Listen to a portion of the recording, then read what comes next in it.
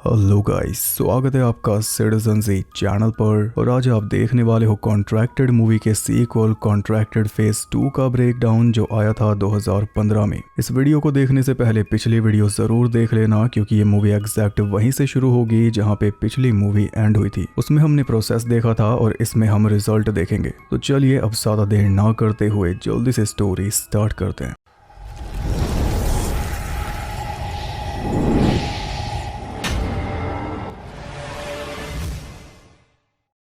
Movie एकदम contracted की ending से स्टार्ट होती है, जब सैम पूरी तरह सड़ के मरने के बाद ज़ॉम्बी बन चुकी थी और अपनी मॉम के ऊपर अटैक करके वो उन्हें नोच नोच के खाने लगी। तो पुलिस ने उसके सर में गोली मार के उसे खत्म कर दिया। इसके बाद उसकी लाश को पोस्टमार्टम के लिए भेजा जाता है और जो डॉक्टर उसका पोस्टमार्टम करने वाला है उसकी उंगली पे भी एबेडॉन लिखा है, जो कि हमने पिछले पार्ट में बीजे की उंगली पे लिखा हुआ देखा था, जिसकी वजह से सैम का ये हाल हुआ। सैम की बॉडी को जब खोला गया तो उसके दिल पे बस कीड़े रेंगते हुए मिले।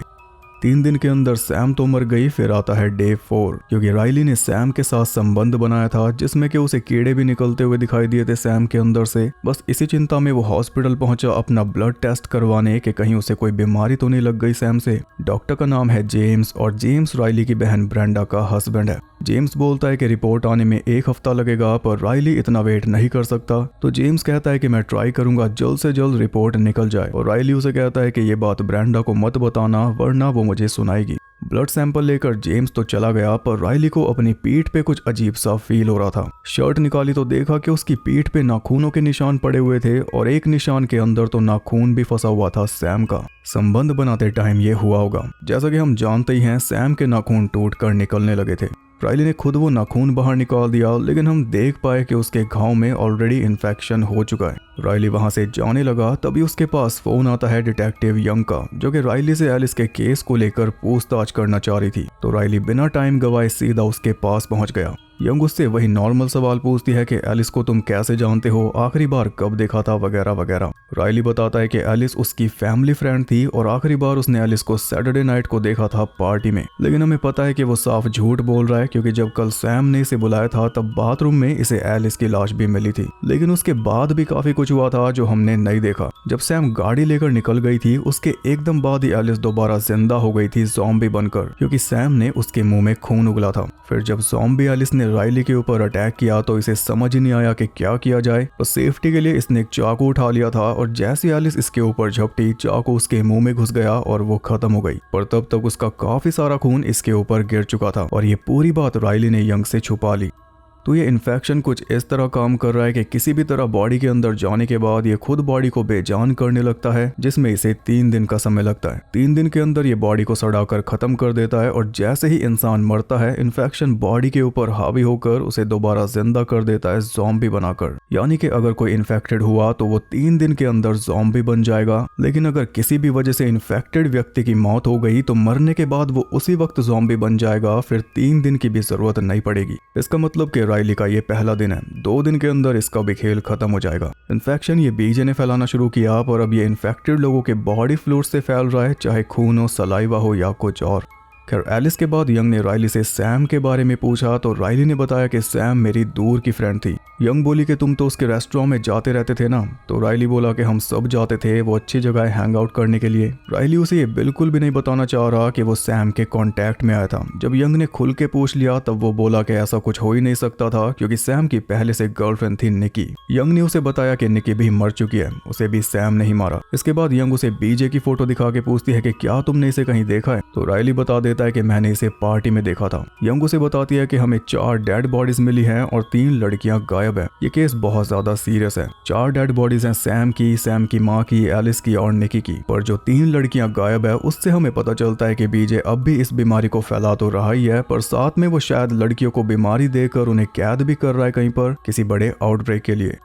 पूछताछ के बाद राइली अपने घर जाने के लिए निकला, तो कार पे उसे एक नोट मिला जिस पे लिखा हुआ था बिग माउथ, यानी कोई उसे कहना चाह रहा है कि ज्यादा मुंह मत खोल। और मुंह तो इसने सिर्फ बीजे की बारी पे ही खोला था, वरना बाकी मैटर तो ये सारा निकल गया। कार में बैठते ही उसे ब्रेंडा का फोन आया, जिसने बोला कि कल एलिस के मेमोरियल में आ जाना। और जैसा कि हम देख सकते हैं, ब्रेंडा प्रेग्नेंट है और जल्दी उसकी डिलीवरी होने वाली है। इतने सब के बाद राइली फाइनली अपने घर पहुंचा, जहाँ पे वो अपनी ग्रैंड माँ मार्जी के साथ रहता है। मार्जी उसके साथ पूरी फ्रैंक है, इसलिए राइली को इतना टेंस देखकर देखकर उसने अपनी ड्रिंक ऑफर कर दी, जिसकी सिर्फ एक ही सिप राइली पी पाया, बाकी ड्रिंक मार्जी ने पी, जिससे वो भी उस बीमारी की चपेट में आ गई। अब काफी सोच विचार करने के बाद राइली ने डिटेक्टिव यंग के पास फोन मिला दिया उसे बीजे की कार का नंबर बताने के लिए, जो कि राइली की मेमोरी में स्टोर था। वहीं दूसरी तरफ हम बीजे को देखते हैं, जो कि बीजे छोड़ो जो कि अब भी उस बीमारी को लड़कियों के थ्रू फैला रहा है। काम पूरा होने पर उसने लड़की को इंजेक्शन लगाकर बेहोश भी कर दिया, जिससे ये भी साफ हो गया कि वो इन लड़कियों को बीमार करके कैद भी कर रहा है। फिर आता है डे 5। राइली जॉगिंग के लिए निकला तो रास्ते में उसे एक डॉग की डेड बॉडी मिली, जो कि पूरी तरह सड़ चुकी थी और उसके अंदर भी वही कीड़े रेंग रहे थे। यानी पॉसिबली ये बीमारी इंसानों से जानवरों में भी ट्रांसफर हो रही है, या फिर किसी इन्फेक्टेड ने उस कुत्ते को मारकर खाया होगा। जब राइली घर पहुंचा तो उसे बहुत ज्यादा ठंड लग रही थी, जो कि शुरुआत में होता ही है, फिर बॉडी सड़ना शुरू हो जाएगी। हम ये भी देख पाए कि ब्रश करने के बाद ब्रश उसने मार्जी की ब्रश के साथ सटा कर रख दी, तो कैसे छोटी छोटी चीजों से ये इन्फेक्शन फैलेगा वो दिखाया जा रहा है। क्योंकि वायरस वाली मूवीज में हमने देखा ही है कि पहले इन्फेक्टेड लोग एक एक करके ऐड होते रहते हैं, और एक टाइम पर इतने इन्फेक्टेड लोग हो जाते हैं कि सीधा उनका मल्टीप्लिकेशन चालू हो जाता है। राइली ने अपनी पीठ वाला घाव भी चेक किया जो अंदर से सड़ रहा था, पर उसने सोचा कि वो खुद ही इलाज कर लेगा तो कुछ ही दिनों में घाव ठीक हो जाएगा, जबकि कुछ दिन इसके पास है ही नहीं। फिर जब नाश्ता करने बैठा तो टीवी पे वही न्यूज चल रही थी कि बीजे को ढूंढने में सहयोग करें। तभी उनके घर में हार्पर आ गई, मार्जी की देखरेख करने वाली नर्स, जो कि राइली को पसंद करती है, पर राइली उसे कोई भाव नहीं देता क्योंकि अब तक तो वो सैम के लिए ही पागल था। हार्पर ने देखा कि मार्जी के होठ पर एक निशान आ चुका था, यानी कि मार्जी की सड़न भी शुरू हो चुकी है और बुढ़ापे की वजह से वो और जल्दी सड़ रही है क्योंकि उसका इम्यून सिस्टम वीक है। इतने में राइली के पास जेम्स का फोन आया और जेम्स ने उसे बताया कि तेरे सारे टेस्ट एकदम नॉर्मल निकले। ये सुनकर राइली को शांति मिली, लेकिन इसके बाद जेम्स बताता है कि सैम को किसी तरह की नेक्रोटिक एसटीडी हुई थी जिसने इतनी जल्दी उसकी जान ले ली। ये बात जेम्स को बताई उसके साथ ही डॉक्टर ने, जिसने सैम का पोस्टमार्टम किया था। अब जेम्स का कहना है कि जिसने भी सैम के साथ संबंध बनाए होंगे उसका तो बुरा हाल होने वाला है, पर जेम्स को यही तो नहीं पता कि राइली ने ही संबंध बनाए थे, इसलिए उसे सदमा लग चुका है। पर मार्जी उसका बहुत ख्याल रखती है, तो मार्जी ने राइली और हार्पर की डेट फिक्स करवा दी रात को एलिस के मेमोरियल में जाने के लिए। इसके बाद हम बीजे को देखते हैं, जो कि एक मैसेज रिकॉर्ड कर रहा था। वो बोल रहा था कि तुम लोग बस बीमारियां डिजर्व करते हो, जल्दी तुम्हारे सारे करीबी लोग, भाई बहन, बेटे बेटियां सब इस प्लेग का शिकार बनने वाले हैं। एबरडॉन इज कमिंग। और हम ये भी देख पाए कि बीजे ने अपने अड्डे पर एक इन्फेक्टेड लड़की को लटका रखा है। इधर राइली अपनी जॉब पे पहुंचा तो उसके पास एक अननोन नंबर से मैसेज आया कि तुम्हें ऐसा नहीं करना चाहिए था, लेकिन राइली उसे कुछ खास सीरियस नहीं ले रहा था। उसके पास डेबी नाम की एक लड़की आती है, जिसकी हालत देखकर राइली को लगा कि शायद वो फिर से नशे करने लगी है, लेकिन असल में वो बुरी तरह इन्फेक्टेड थी। उसकी बॉडी में इतनी ज्यादा खुजली मच रही थी कि राइली के सामने खुजाते हुए उसने अपना हाथ अपने ही हाथ के अंदर घुसा दिया, खाल वाल सब फाड़ दी। बड़ी मुश्किल से राइली ने उसे संभाला, फिर जल्दी से जाकर अपने हाथ धोए। फिर रात में हार्पर को साथ लेकर वो पहुंच जाता है ब्रेंडा के घर, और वहां जाके पता चला कि ब्रेंडा ने एलिस का मेमोरियल अपनी नई बुक प्रमोट करने के लिए रखा है। वहां अचानक से राइली के सर में तेज दर्द होने लगा और एकदम से उसकी नाक से खून निकल आया, जो गिर गया नीचे रखी सॉस में। राइली जल्दी से बाथरूम में भागा, जहाँ पे उसने हर जगह खून फैला दिया क्योंकि उसे हैवी ब्लीडिंग शुरू हो चुकी थी। और इधर ब्रेंडा ने वो खून गिरी हुई सॉस खा ली, यानी कि वो भी इन्फेक्टेड वाली लाइन में लग चुकी है। उधर बीजे की कार के नंबर से उसका एड्रेस पता लगाकर डिटेक्टिव यंग उसके अड्डे पर पहुंच चुकी थी, जहां पर उसे बीजे तो नहीं मिला, लेकिन राइली की फोटो जरूर मिली। बस तभी उस ज़ॉम्बी लड़की ने यंग के ऊपर अटैक कर दिया, तो मजबूरन यंग को उसे गोली मारनी पड़ी, लेकिन वो मरी तभी जब यंग ने उसके सर में गोली मारी, और तब तक उसका खून यंग के अंदर जा चुका था, यानी ये भी गई। इधर राइली और हार्पर एक बार में पहुंच चुके थे, जहां पे राइली के फोन पे बार बार थ्रेट वाले मैसेज आ रहे थे, और राइली उन्हें देखने में बिजी था। इतने में हार्पर ने उसे किस कर लिया, यानी ये भी गई। कुछ देर बाद हार्पर तो वॉशरूम में चली गई, और तभी राइली अपनी सुध बुध खोने लगा, उसे कोई होश ही नहीं बचा। तब उसे सहारा दिया बीजे ने, जो पता नहीं कब से उसका पीछा कर रहा है। वो राइली को अपने साथ लेकर चलता बना और अकेले में ले जाकर बोला कि तेरे साथ जो कुछ भी हो रहा है वो मेरी देन है, मैंने सैम को दिया और सैम ने तुझे। मेरा एक हिस्सा तेरे अंदर दौड़ रहा है, लेकिन तू मेरे सब्र का इम्तिहान ले रहा है। अब चैन से सो जा, जल्दी दोबारा मिलेंगे।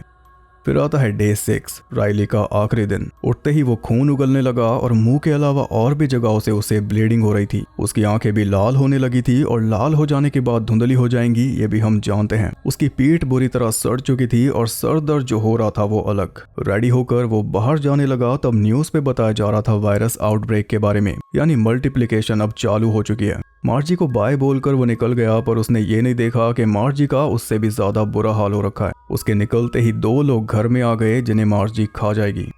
राइली सीधा ब्रेंडा के घर पहुंचा जहां पे ब्रेंडा और जेम्स अपने कार्यक्रम में लगे पड़े थे, यानी जेम्स भी गया। राइली की हालत देखकर जेम्स उसे हॉस्पिटल जाने की सलाह देता है, लेकिन राइली को पता है कि हॉस्पिटल में इस बीमारी का इलाज नहीं होने वाला। इसका इलाज अगर होगा तो सिर्फ बीजे के पास होगा, इसलिए राइली उसी की तलाश करेगा।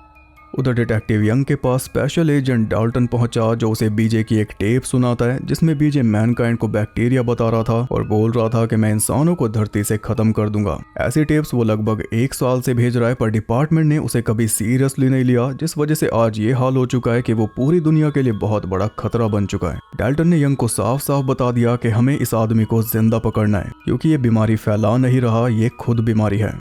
इधर राइली हार्पर के पास जा रहा था, लेकिन उसे अपनी खाल के अंदर कीड़े रेंगते हुए फील हो रहे थे, इसलिए तंग आकर वो एक स्टोर में गया और वहां से सामान लेकर वहीं के वॉशरूम में जाकर उसने खुद अपनी बॉडी पे कट्स लगाकर एक एक कीड़े को बाहर निकाला, जहां तक उसका हाथ पहुंच सकता था वहां तक। यहाँ तक कि एक कीड़ा उसके चेहरे में रेंग रहा था तो उसे भी निकाला। फिर उन कट्स पे टाँके लगाकर वो आगे बढ़ गया।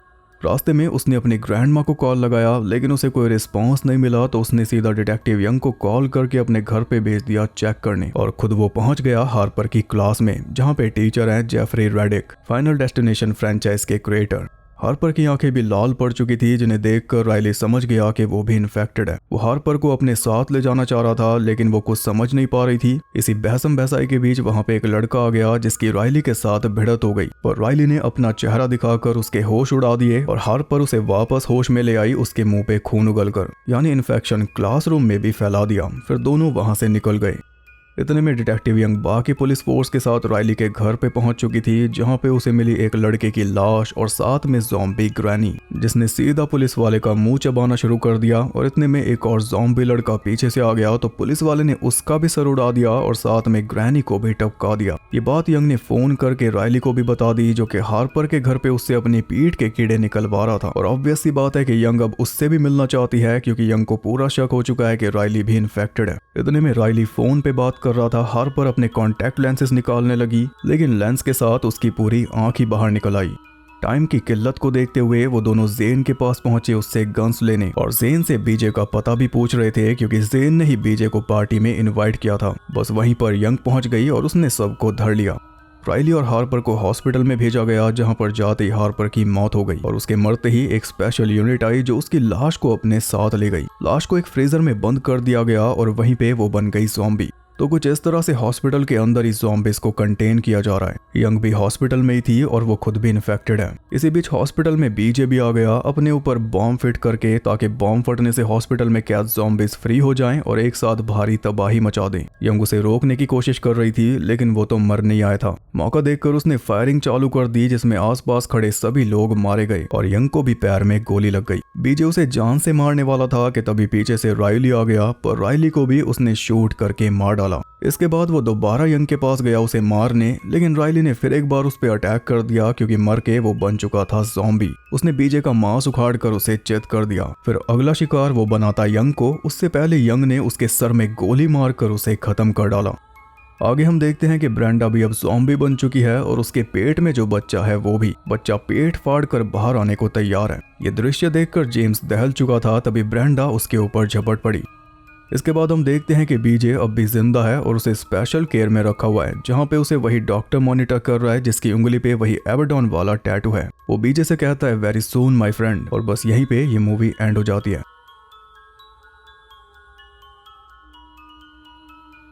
यानी कि वो एबरडॉन वाला पूरा एक कल्ट है जो दुनिया से इंसानों का सफाया करना चाहता है, क्योंकि उनके मुताबिक इंसान इस धरती पे रहने के लायक ही नहीं है। इंसान ही सबसे बड़ी बीमारी है। कॉन्ट्रैक्टेड ने वैसे ज्यादा कमाई तो की नहीं थी, लेकिन जब वो डिजिटली रिलीज हुई तो एक हिट साबित हुई थी। उसी के चलते 2014 में एरिक इंग्लैंड ने सीक्वल की स्क्रिप्ट लिखी, लेकिन वो खुद गेट द गर्ल में बिजी थे, इसलिए डायरेक्ट करने के लिए वापस नहीं आ पाए। तब डायरेक्टर के तौर पर रखा गया जॉश फोर्ब्स को, जिन्होंने एरिक वाली स्क्रिप्ट के बजाय एक नई स्क्रिप्ट पे फिल्म बनाई जो हमने देखी। और कुछ इस तरह एरिक इंग्लैंड अपनी ही फिल्म के सीक्वल से पूरी तरह बाहर हो गए। यही वजह है कि थर्ड पार्ट कभी आया ही नहीं, वरना आ सकता था। कॉन्ट्रैक्टेड फेज 3 अपोकलिप्स, उसमें बड़े लेवल पे आउटब्रेक होता और एक स्पेशल फोर्स एबेडन कल्ट वालों को हंट करती उनके लीडर तक पहुंचने के लिए, जो कि कोई बड़े ओहदे पर बैठा बड़ा आदमी निकलता जिसका कोई कुछ बिगाड़ नहीं सकता। ये मैं अपनी तरफ से आइडिया दे रहा हूँ। अब टिपिकल ज़ॉम्बी मूवीज वाला कुछ भी इन मूवीज के अंदर दिखाया नहीं जा रहा। इस पार्ट में भी बॉडी हॉरर पे ही ज्यादा फोकस किया गया है, बल्कि उसे और ज्यादा भयानक बनाया गया गया है, जैसे कि आंख निकल जाना और बॉडी में से खुद कीड़े निकालना। पिछले पार्ट में राइली एक नोबडी था, लेकिन इस पार्ट में वही मेन फोकस बन गया, जिससे हमें पता चला कि वो किसी और की लाइफ में नोबडी जरूर था, लेकिन कईयों की लाइफ में वो बहुत कुछ है। याद रखना ये बात, किसी और के नजरिए से हम किसी को देख रहे हैं तो हमें कभी नहीं पता चल सकता कि वो कैसा है। अब आप बताइए आपको ये दोनों मूवीज कैसी लगी और कौन कौन चाहता है कि इसका सीक्वल कभी बने, क्योंकि आजकल बॉडी हॉरर फिर से डिमांड में आ चुका है। तो कुछ नहीं पता, वीडियो पसंद आई तो लाइक कर देना और ऐसी और इंटरेस्टिंग वीडियोस देखने के लिए चैनल को सब्सक्राइब करके बेल नोटिफिकेशन को ऑल पर सेट कर लो, ताकि नोटिफिकेशन सबके फोन्स में फैल सके। और ज्यादा कनेक्टेड रहने के लिए आप मुझे इंस्टाग्राम पर फॉलो कर सकते हो, वहाँ पे आपको बहुत कुछ जानने के लिए मिल जाएगा और साथ ही बाकी जगहों पर भी, जिनके लिंक्स आपको मिल जाएंगे नीचे। मैं आपसे मिलता हूँ अगली वीडियो में, तब तक के लिए सबको बाय।